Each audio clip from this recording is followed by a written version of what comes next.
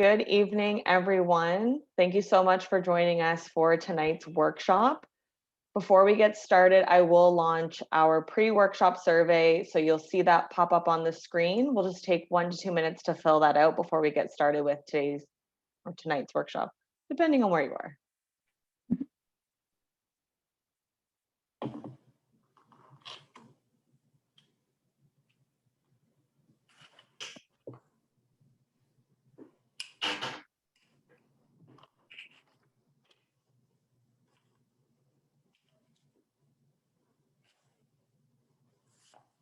Okay, if you just joined us, you will see the poll pop up on the screen as you enter.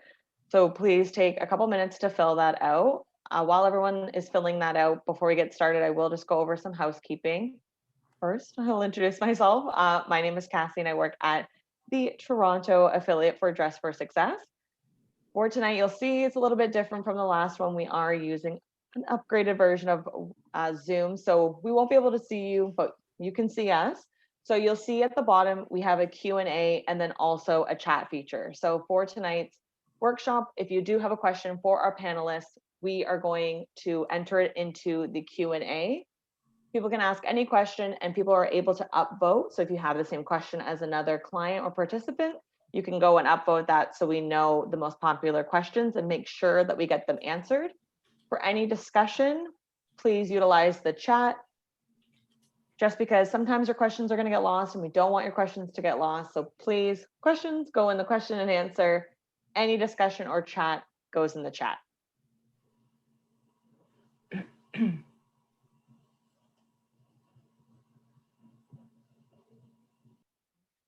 And I see a few more people trickling in. So we're just gonna finish up doing our pre-workshop survey. So you will see the poll on the screen. I see a couple people have lost the poll. That's okay. We'll get you out at the post-workshop poll, so don't worry about it. And then again, all discussion can go into the chat, and any questions for our panelists, please utilize our Q&A feature. You will see at the bottom that you can see Q&A and chat, so make sure that you are clicking the right one. Okay. So we have pretty much almost everyone done the workshop, so I will pass it over and get started. So I do want to introduce Catherine Curtis, our new CEO for Dress for Success Canada Foundation. Without further ado, I will pass it over to her and we will get started with tonight's workshop. Hi, good evening. Thank you, Cassie. Welcome, everybody. I'm as excited as you are. This is my first workshop with TJX. I joined the foundation as their new full-time CEO 6 weeks ago. So still on the learning curve, but just loving all of the work that's being done across the country by Dress for Success. I am happy to thank TJX Canada and the panelists with us tonight. This is our third year of a national partnership, and we're really excited to present tonight's workshop, which is the third in a series. And I'm going to turn it over to Libby Stuck, who is the Manager of Public Relations and Corporate Social Responsibility at TJX Canada, and she's going to introduce the team and get us going. Libby?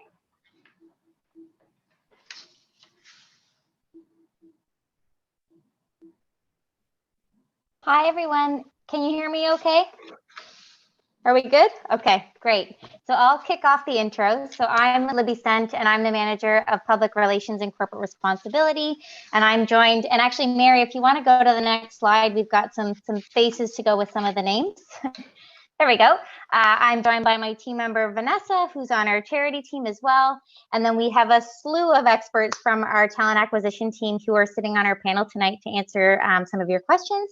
So firstly, we have Tanya Christo, we have Chandra Cox, Julie Champagne, who speaks French for anyone who would prefer to have some of their answers in French. Just go on to the next slide, Mary. Maya Zivkovich and Adele Purvis-Smith. So we're all happy to be here tonight. In terms of a quick agenda, and Mary, if you would just go on the next slide. Before we get started, we wanted to give you all just a brief introduction to TJX Canada and our charitable initiative, Find Your Stride. And then we'll dive right into the Ask TJX Anything section, where we're going to cover topics like addressing gaps on your resume, upskilling, preparing for virtual interviews, and networking. So we'll have about 10 minutes per subject, so feel free again to send in your questions via the chat, and we'll do our best to answer. So Mary, if you could just hop to the next slide. Perfect. Okay.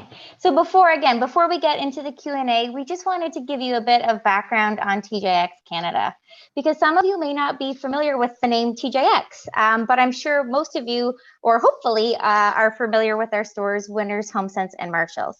So TJX is the leading off-price retailer of apparel and home fashions in the world. We have more than 4,500 stores in 9 countries. We have 4 e-commerce sites and approximately 288,000 associates worldwide.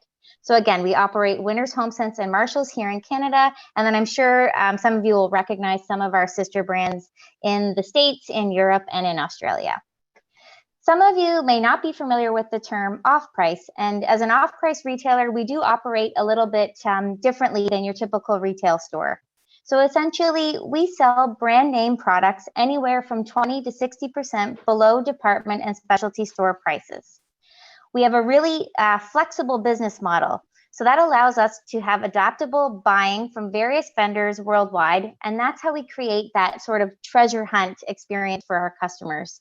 So if any of you have shopped our stores before, you'll know that no 2 stores are alike. And our sales floor always looks a little bit different in every store every time that you go in. And for the diehard fans out there, you know that if you see something at Winners, HomeSense, or Marshalls, you have to buy it right then and there, because more often than not, it won't be there the next time you come in. So that creates this whole thrill of the find sort of feeling. And I'm sure we all could have a whole other panel discussion about our favorite fab finds, or sadly the ones that got away, but we'll save that for another time. But when it comes to TJX, what it comes down to is value. So at TJX, our mission is to deliver great value to our customers every day. And we do this again by offering that rapidly changing assortment of high quality, fashionable, brand name and designer merchandise, all at amazing values. So Mary, if you could just go to the next slide. Perfect. So speaking of values, this slide is really just a snapshot of our company values. And our values really play a vital role in our everyday culture and how we do business. So you'll see some of our key values are integrity, diversity, empowerment, customer satisfaction, teamwork, open communication, mutual respect and caring, and delivering results. And you'll also see here that we have a strong and long-standing commitment to acting as a responsible corporate citizen. Our key pillars when it comes to corporate responsibility are diversity and inclusion, environmental sustainability, and our charitable efforts. And that's what brings us here tonight. So Mary, if you could just go to the next slide. Perfect.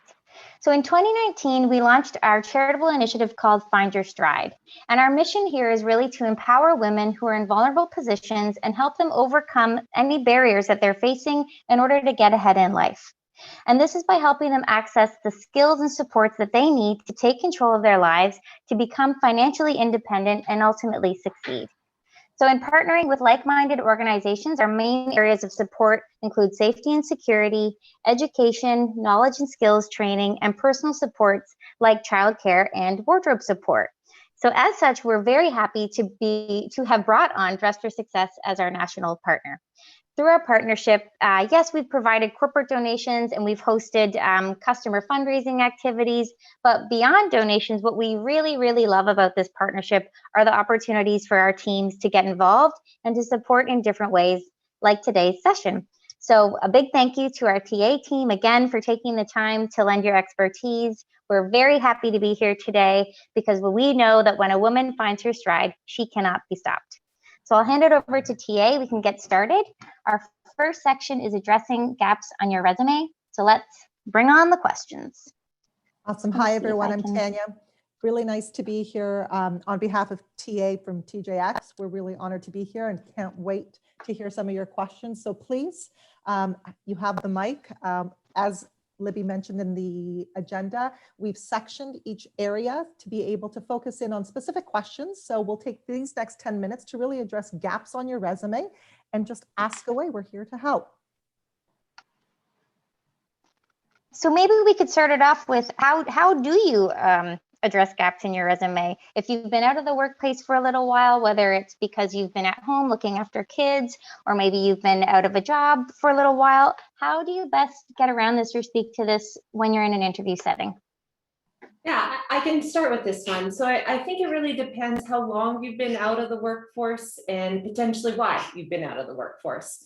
Most importantly, it's so important to just be honest. And to not try to hide anything, because that's when you're hiding, that's the first clue to potentially some potential employers that there's a little bit of dishonesty there, and they'll start to try and dig in deeper. So please be open and honest. But if some of the gaps are 2-3 months at a time, then when you're on the resume, you can put years in. So you could put 2019 and start to 2020 for an example. And if it is a longer extended time, potentially you could even put why. Maybe you were caring for a family member. You can put that in there. There's lots of transferable skills that you might actually get from some of those experiences. Great. I'm just looking in the Q&A here. How do we address the gap that was created by COVID-19?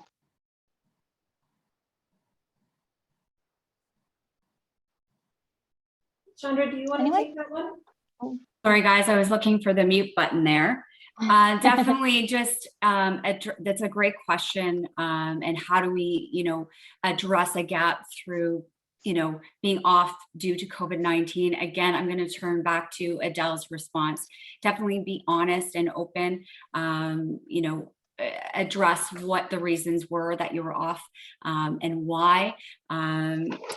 And maybe talk in that about any experience that you might have done or any courses that you might have taken to kind of fill in those gaps during those times that you were off and due to COVID-19.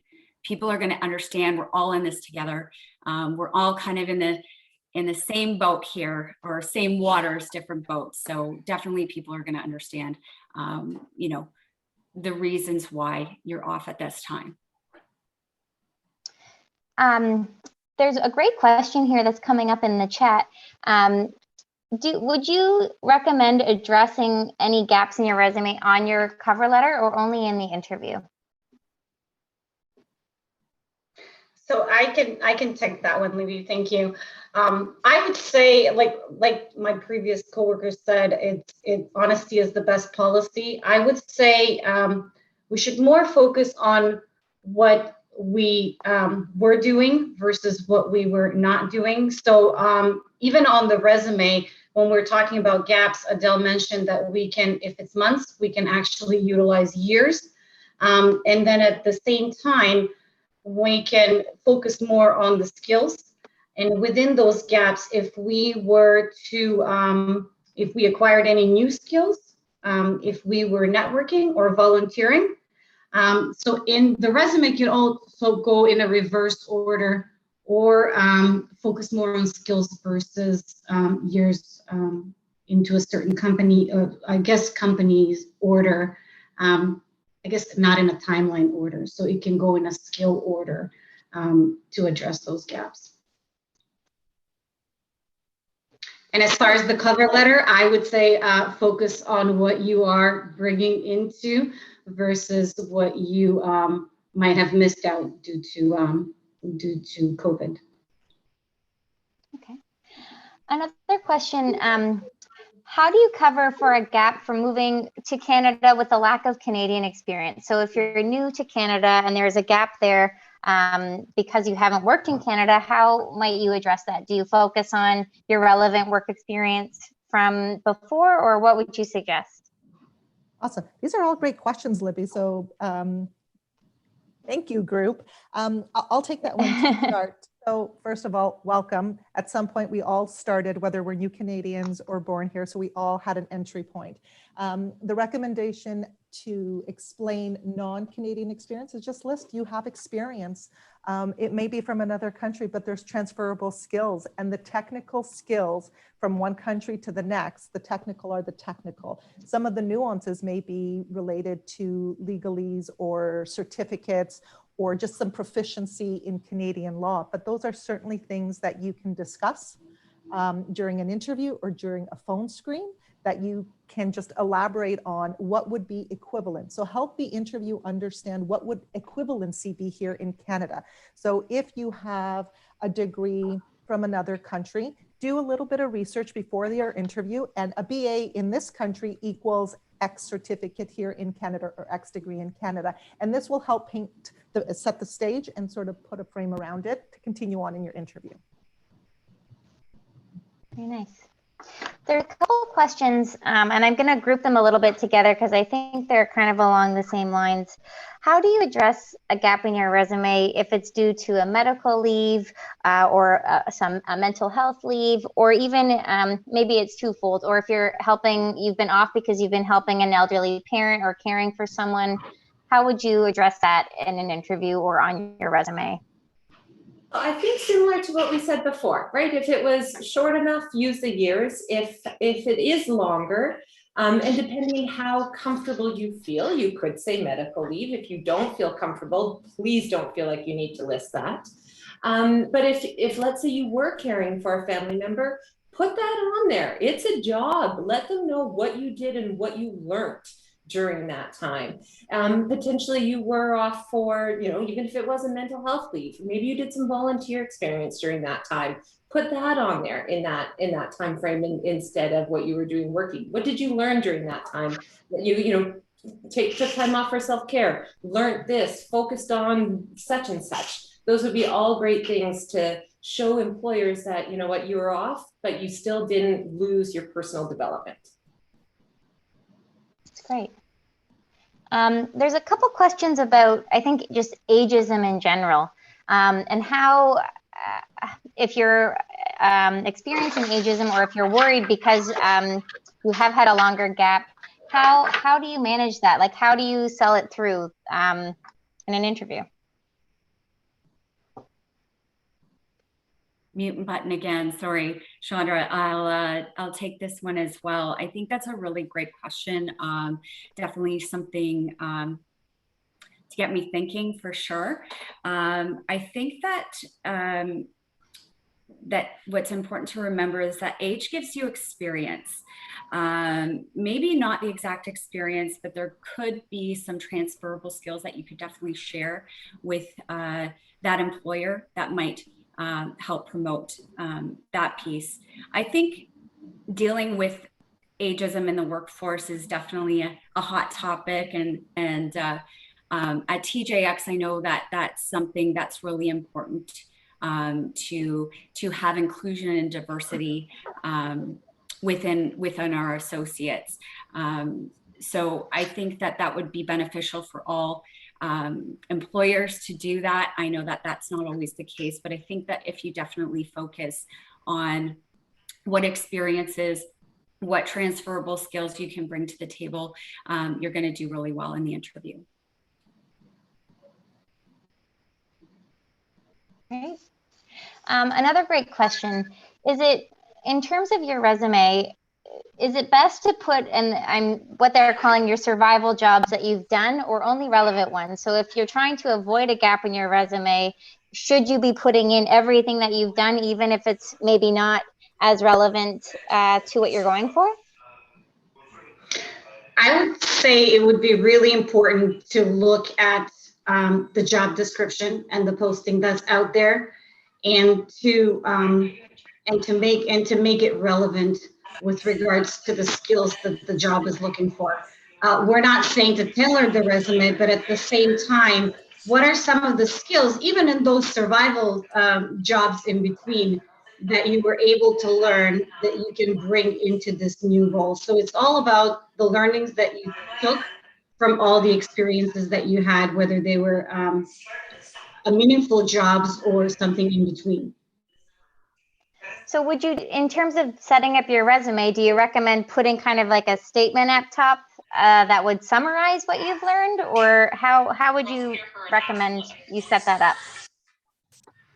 So normally we've seen resumes where people would like to put a little bit of a profile up top about what they're bringing into the role, and then list either specific tasks that they've executed at their previous job, or summarize the skills that they've utilized at their job.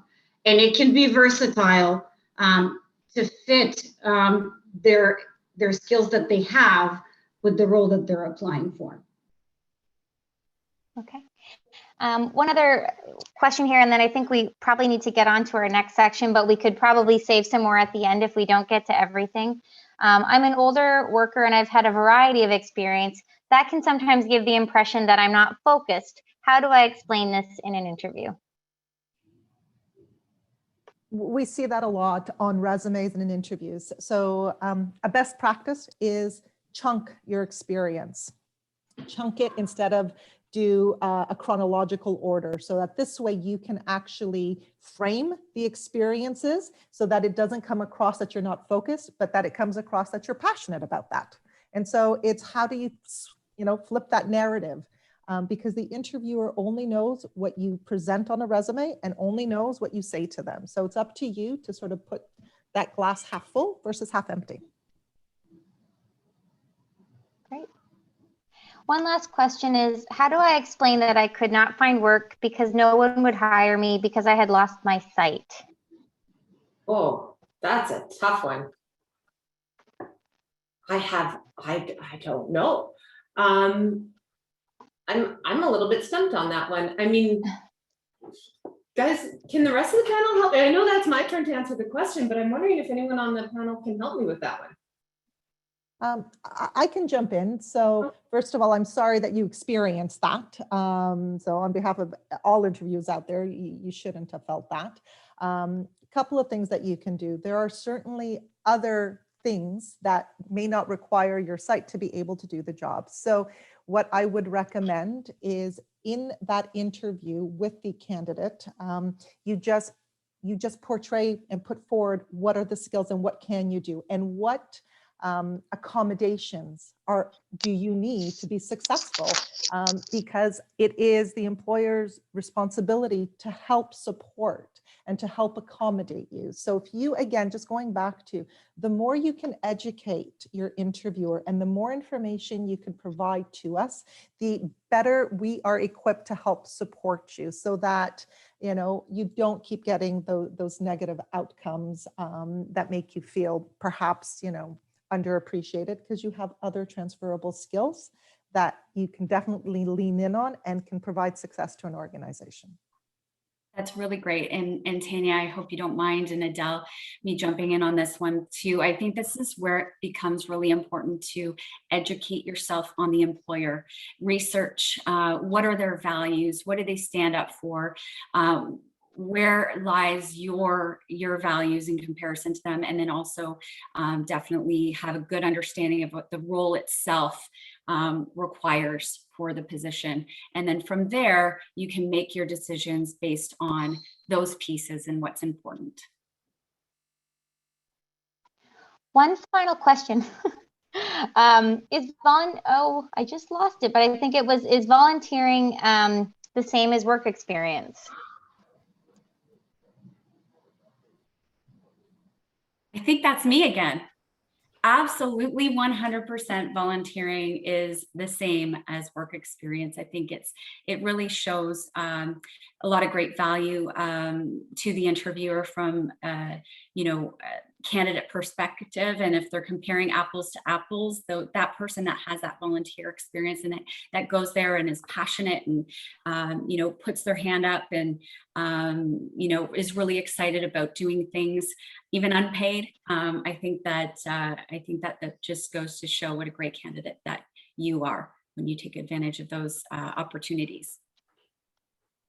I would add it shows initiative, which I think as interviewers or even as hiring managers, people really value as really going out there and putting into volunteering, because we pick up on skills during those volunteering times as well. Great. Okay, I think we should move on to our next section, and if there's time at the end, we can come back to anything that we've missed. So the next section is on upskilling. So I did just see a question about virtual work and customer service, and now it just skipped away from me. Hang on. Where did it go? The question was about, I think, getting work to work in customer service in a virtual capacity and what skills would be required. But I seem to, oh, here we go. Virtual work is a great opportunity. What upskilling skills would be attractive for customer service? Tanya, I would ask for your help on this one.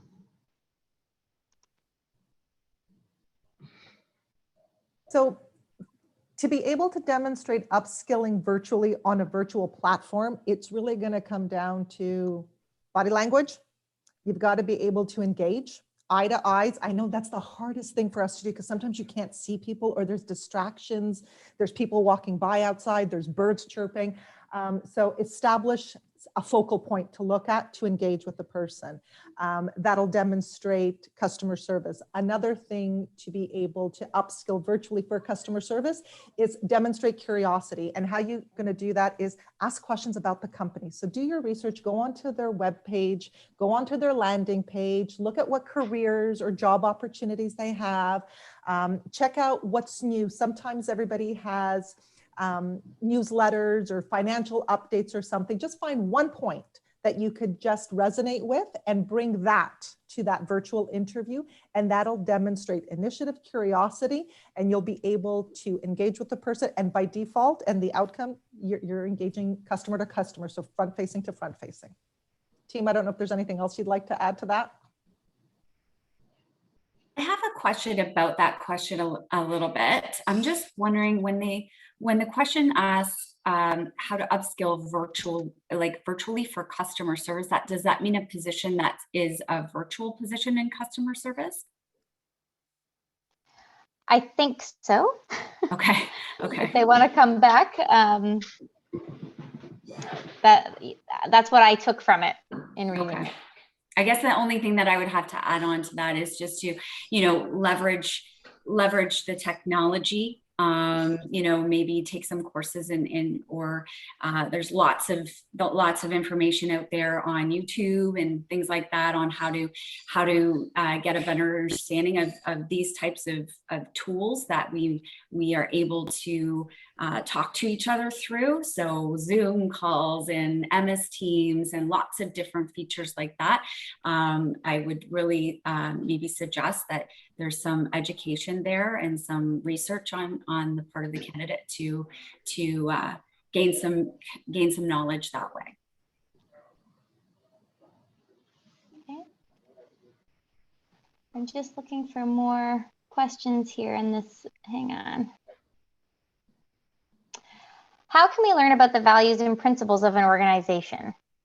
Oh, I'm going to take this one. This is my wheelhouse.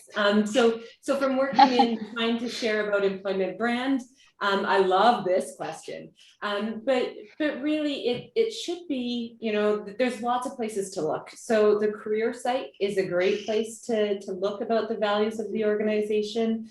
Most companies will put something on their career site. There's also opportunities like LinkedIn or a networking site. You might see some information on their LinkedIn page that talks about who the organization is, what they stand for. There's also not only just the career site, but there's the overall company website. Example, if you looked at our TJX.com website, we have a whole section for our values and our corporate responsibilities. You'll also see there could be social media that you can follow on the companies, and you'll start to see different, more organic showing of what their values are just by what they post and what they share. So I think those are a few key areas to really find out about the values of a company. Great. This is an interesting one. How do you know when an online course or certification is actually legitimate and helpful? That's a great question. Luckily, it's my turn. You know what? That's a really good question. If any of you other panelists have an answer to that, I'm not sure. I can take a stab. I mean, Google is a great tool, right? And so, I mean, you can Google the course. You can see if there's any reviews on that course. If it's a paid course, you might be able to reach out to some individual, to the people that are hosting it and running it, and say, can I speak to somebody who's gone through the course before, to see if it could be relevant to what I'm looking for. Another way to look at it is if you could potentially look on LinkedIn for people that have done that course, and maybe just message them directly to see if they found that course valuable, or if they had any feedback from it. But sometimes Google and Google reviews are a really great place to start. Good one, Adele. Thank you.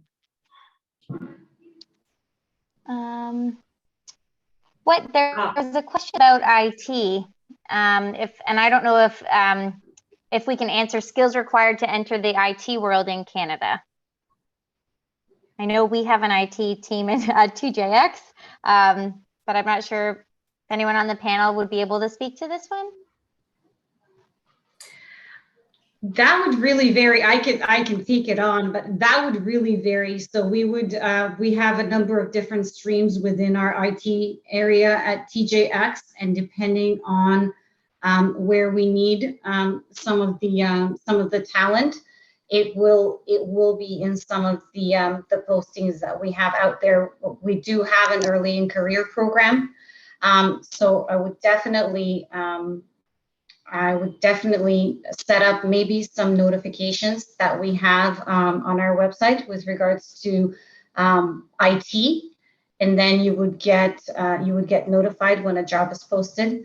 You would be able to go and look for some of the skills that are required in order to enter.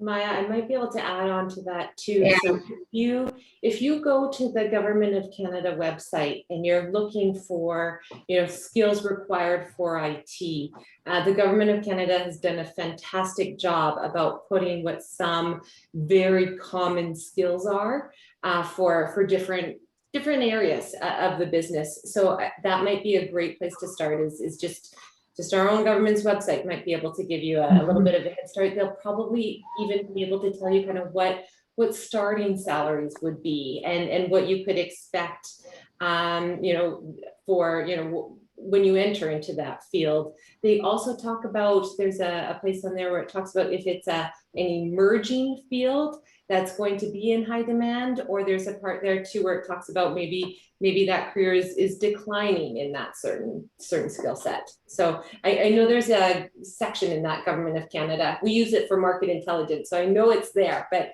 that'll be a great place to start as well. Perfect. Thank you, Adele. There is a question about, do you have volunteer IT positions? So maybe we could just speak in general more about our co-ops or early in career roles at TJX. So yeah, so we do have those co-ops and early in careers in IT. And again, depending on what stream of IT. So I would encourage everyone to sort of always check out our website. We do post everything there. Our co-op opportunities are semestered. So you'll find them at key periods of time throughout the year, and they'll be on the website. With regards to our early in career, those would happen more frequently as opportunities become available. And even during COVID and the pandemic, we have seen a lift and an uptake in job opportunities. So they are out there. So I would encourage everyone to explore those with us and with everybody else. Great. Okay, I think we can move on to prepping for a virtual interview. And I did see a question in here. I think it was just, what do you need to bring to your virtual interview? So that's a really good question. If I was to be into a virtual interview, I'd probably have my resume off to the side of my desk. I'd have some notes that I prepared that maybe I wanted to ensure that I highlighted about my experiences, about my skills. I'd have that in a kind of another section on my ready to go. And then I'd have a list of questions that I wanted to ask the interviewer to really pull out what their culture is like, what their company is like, what the job is like, what the culture is like. So that's what I would bring to a virtual interview. And then, I mean, we could be cheesy, right? Bring your best self, and we want to make sure that you're professional and engaged and ready to go. But in terms of collateral, those are probably the things that I'd make sure I had with me. Are there any other tips for prepping, like from a technical perspective? I know I am not absolutely. a Zoom person, so I have been all over the map today trying to make sure I was on. Do we have any tips? Absolutely. Prep in advance for sure. Make sure you have the appropriate application that is being used for that virtual interview, because all different employers are using different applications, and there's all kinds out there. So make sure that that's downloaded properly on your device. Make sure you have a quiet space, no interruptions. Sometimes I know that's hard, especially me, I'm a mom of 3, so I don't always get peace and quiet, but really try to get some support there where you can to ensure you have that quiet time for an hour. Have a test run. Try it out, try the application out, make sure everything's working. And I'd really recommend that you partner up with the recruiter who has scheduled that interview for you. If there is any questions, you know, typically a recruiter would be able to help you along as they are doing the coordination of the interview. So, you know, I hope that they can support anyone that's having, you know, any technical difficulties. But I think first and foremost is to test the software and the IT. And another thing I would bring, Adele, is maybe a copy of the job posting so that you have a good idea of, you know, what the role is, and maybe kind of some pointers or highlights there for what you want to talk to that really aligns with the position from your experiences and your skills. That's a great ad. Yeah. One more question, just back to the volunteer question. Just wanted to confirm that no, the question was, aren't co-ops for students? Is there a volunteer opportunity? So maybe can we just clarify how that works? We don't have unpaid volunteer roles at TJX. So Tanya, maybe if you want to just speak to that. Yeah, quickly. so all our opportunities, whether co-ops or internships or early in career, they're all paid gainful employment opportunities. From a volunteer perspective, we don't offer that because everyone is bringing a skill to the table.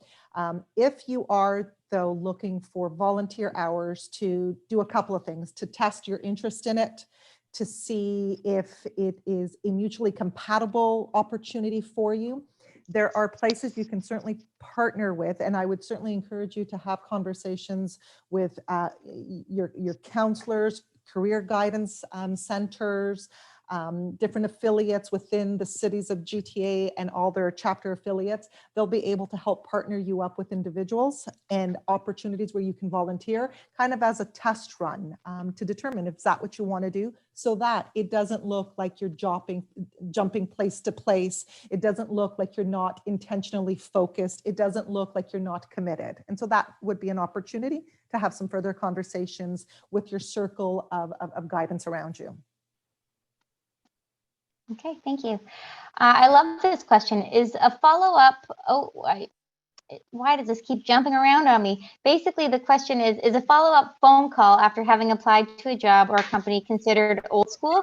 Does anyone pick up the phone anymore in this virtual world, or should it be done via email? What's the best way to follow up?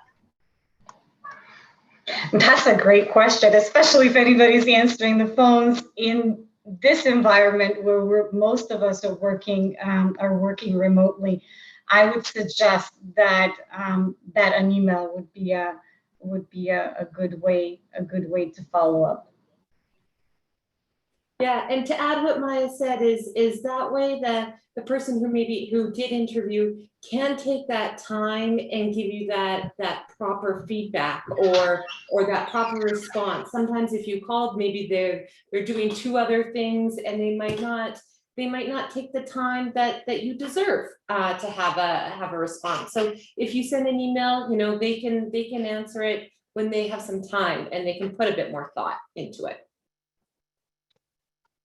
And in the same breath, what's the time frame to follow up? What's best practice when you send that email? Should you wait a week? Is it a couple of days? Is it immediately following the interview? How do you manage the follow-up process? There's a couple of different ways to address that. So it all depends on what is the intent of your follow-up communication.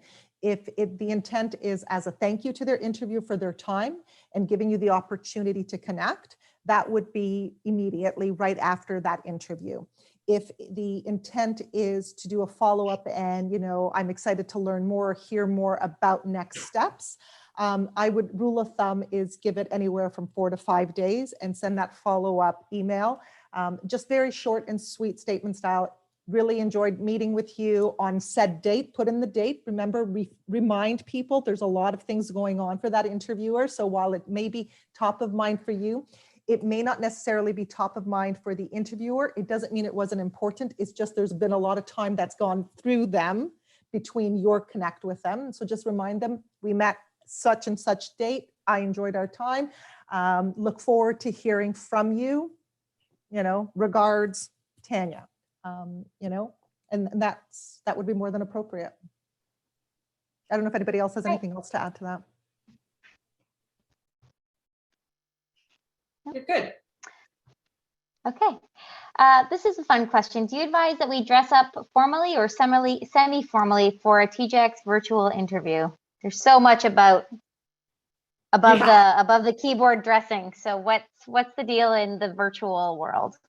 Yeah, good call, Libby. It's really what people see, right? And so you can do some research based on the company. So you had asked about TJX. We have we're a business casual environment. So you want to dress for the type of job that you're going to be doing. So for TJX, you know, the business casual, you know, a nice top, no rips and tears or anything like that would be ideal. Potentially, if you're interviewing for, you know, a banking firm, you might want to be a bit more dressed up, right? That's what I would definitely recommend, potentially wearing a blazer or something a little bit more professional. So do a little bit of research on the company, a little bit on the role. Even if you look at their career site, they'll have images posted and you'll be able to see what people look like while they're working in on the job, and that might help really kind of tailor what you want to wear as well during that time.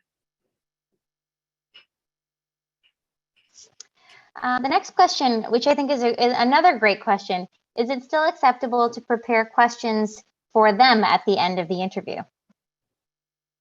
Absolutely. I think it's a good practice to definitely do that. I think it's a great way to dig into company culture and also learn more about the role, like the specific day-to-day positions. So I think good questions to ask are about the position itself, what the day-to-day looks like, what the hiring manager is looking for in a candidate is also a great question to ask.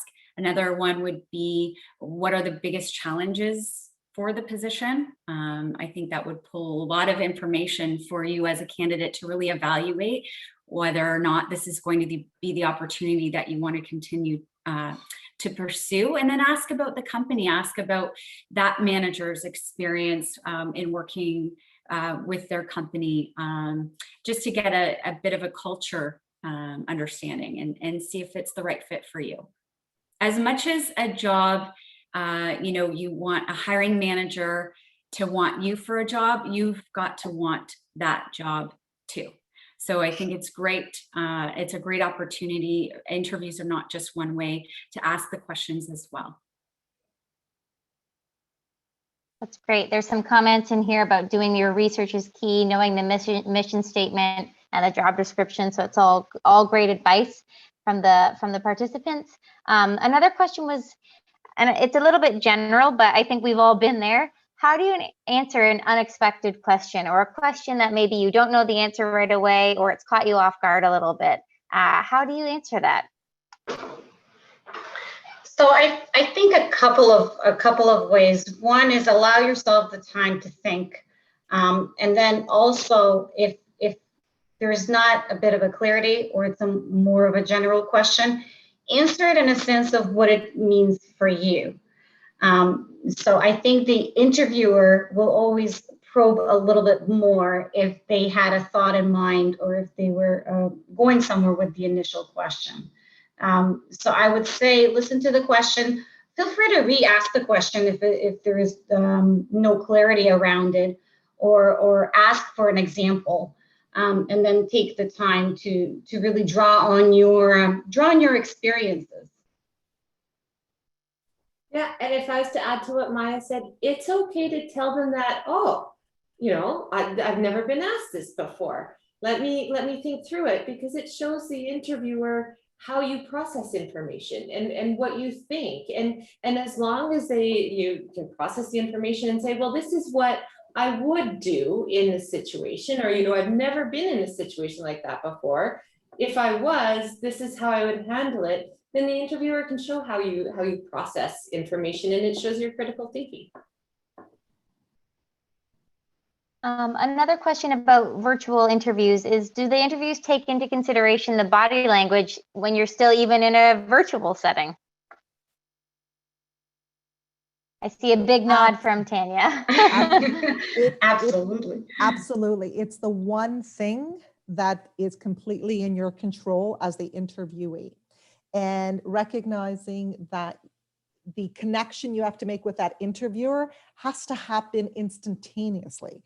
When you're in person, there's always a walk to an office. There's always a bit of a gap where you can, you know, talk a little bit more freely, whether you're in a store. Oh, look at what we have here. Oh, how's the weather? In a virtual, you just go right into it. And so that eye contact, the smile on your face, the lighting around you, the focus on the interviewer, asking them questions, re-asking the question they ask you if you need time to think about it. So use those tactics. Have a glass of water. If you're trying to process, take a sip of the water to give you that pause moment to catch your thoughts, to then come across engaging to them. So those are just some tips for virtual.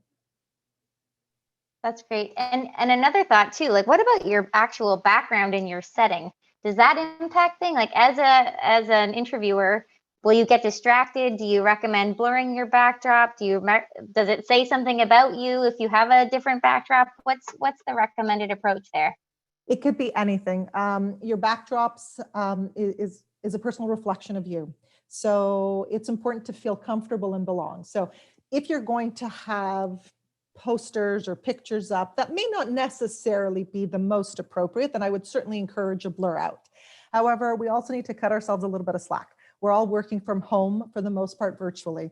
You know, we may be working parents, we may have fur children, right? They're going to come into play. It's all okay, right? So don't sweat those little things. As long as you're comfortable in your space, you're portraying a positive image. If you want to backdrop it and blur it out, go ahead, blur it out. If you don't, that's okay too. It's personal preference. Okay. I think we should move on to the last section about networking virtually. And there was one kind of very general statement, which I feel encompasses a lot. How do you network in this virtual world? So what are the tips and tricks to making connections when there aren't the same kind of in-person opportunities that we would have had pre-COVID? Mm-hmm. I think our biggest friend on networking virtually is LinkedIn. You know, if it's social networking for professionals, right? It's the Facebook for professionals. And so people are on LinkedIn with the expectation that people might reach out to them. So, you know, don't be afraid to use LinkedIn to reach out to people. You can connect with people that you don't know. You know, my recommendation for something like that is if you are connecting with someone that there's no obvious connection, put that in the note to make sure that they know why you're hoping to reach out to them versus just clicking connect or be friends with or whatever it is on LinkedIn. But that's a great way to start those conversations. Again, I'm going to go back to LinkedIn, but they have groups on LinkedIn for areas that you might be interested in. So, let's say you're like Libby and you're in PR. There's tons of public relations groups on LinkedIn that you could join. And then you become a member of that. You can ask questions in that group and start the dialogue that way. So I think that would be my default area to start those conversations. Great. Do you find is virtual networking through LinkedIn, is it an opportunity to maybe ask for an informational interview, to connect with people? There's other questions about LinkedIn. Can you block people from seeing you on LinkedIn? How does it work?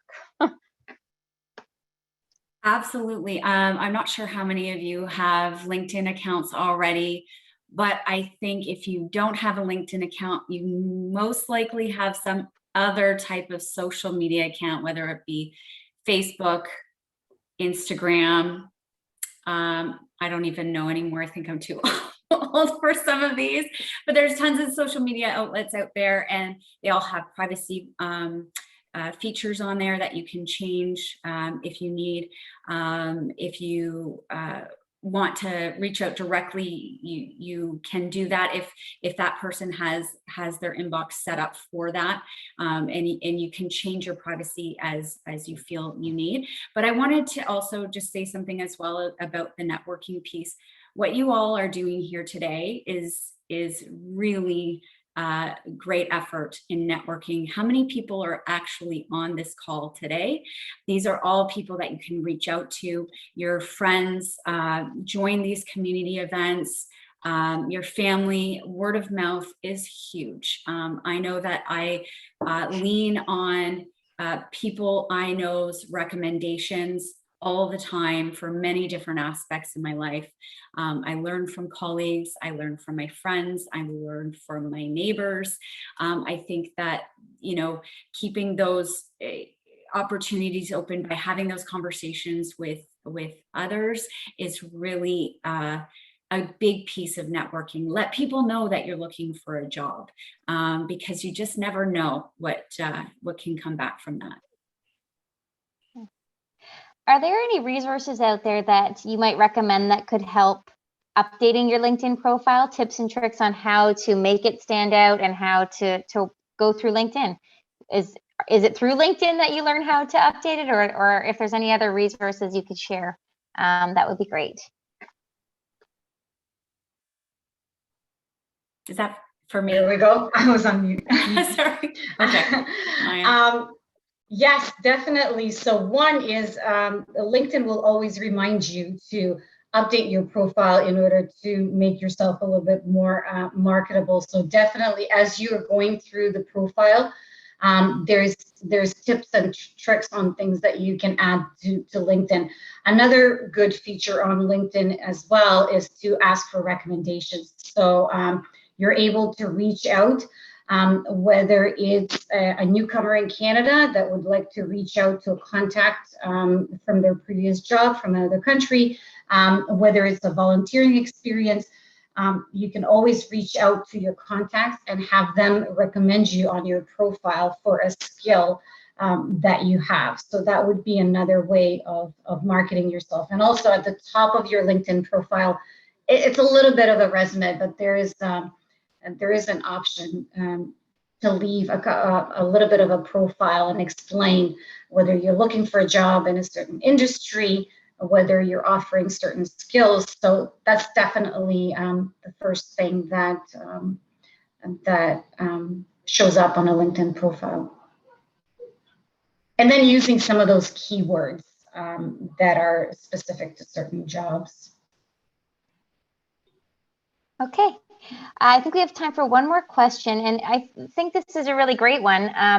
Can you network virtually, or how can you network virtually if you're not on social media? So what are the opportunities in this virtual world if you're not socially savvy or interested in social? I'll start that, and then I guess I'll lean into my peers here. Just by nature of virtual, that connectivity it is something that, because of COVID, it is one of the only ways right now to be able to connect. I know it's not the answer maybe we want to hear, but because we're all following social distancing and we're all in a lockdown, your immediate circle is probably contained to your household or to one other individual, depending on what your circumstances are.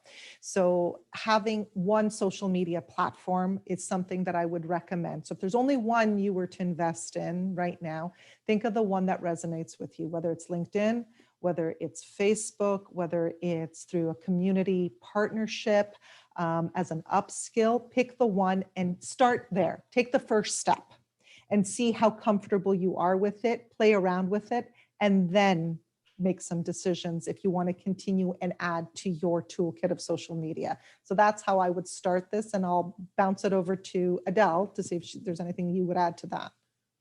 Yeah, and I think I'm just going to echo what Chandra said, because I really enjoyed what she was saying, is that she said, talk to your friends, talk to your neighbors, talk to people in your life, right? They might be able to, maybe you're talking to one of your friends that you hadn't reached out to in a while. Give them a phone call, have a conversation with them, let them know what you're looking for, potentially have a changing career.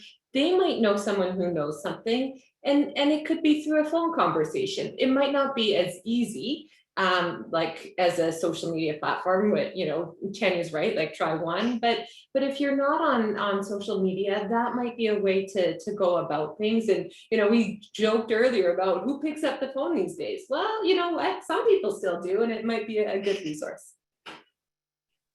Another one I wanted to add as well is that there's a lot of agencies out there that support newcomers coming in and with getting their feet wet, whether it be a community partnership agency or a regular agency. And that's a really great way to hit the floor running, get some work experience. And I know that typically agencies are working in-house and pick up the phone as well, so it's not necessarily needed to to have any type of technology there, if I can make that suggestion. That's great. Well, I think we're coming to the end here, folks. So maybe I'll pass it over to the Dress for Success team to conclude. I think there's another poll we have to do. Okay, I will launch the post-workshop survey right now. See that pop up on your screen. So. There was, I will call out, there was a question, can we reach out to you on LinkedIn? So I think it's safe to say that yes, all of our panelists would love to hear from you, so please feel free to reach out. And if there's any other questions, maybe we can do a follow-up. I know there was a lot blowing up in the chat, so hopefully we answered the majority of your questions, and maybe this just means we have to come back and do it again. I will also call out that we just want to thank everybody for coming and for spending the hour with us. We do have 5 $50 gift card giveaways for the participants in today's session. So the Dress for Success team will draw some names and then I think email the winners in the next couple days. So hopefully you can go for a little shop and get excited and get ready for your upcoming interviews. But thank you very much. Thanks for having us. It's been a great night. Great. Well, thank you. And for all of the clients and participants who are doing the post-workshop survey, once you have finished that, feel free to drop off. I will say, for anyone who came late, we are recording this session, so we will be sending it to all affiliates, and then they will be sending it out to all the participants. So don't worry if you missed something or something was too fast, it's all recorded. I'm just going to say a quick thank you and shout out to the TJX team on behalf of all of us at Dress for Success Canada Foundation and the affiliates across the country. And I hope I've got you all on my list: Libby, Tanya, Maya, Chandra, Adele, Julie, and Vanessa. So I hope I haven't missed anybody, but thank you all for your participation tonight. It's been a great hour. Thank you. Thank you very much. Thanks, guys. see you Thank you again so soon. much. Thanks, everyone. Thank you. Thanks, everyone. Bye. Stay well, Bye-bye. stay safe. Bye. Thanks, everyone.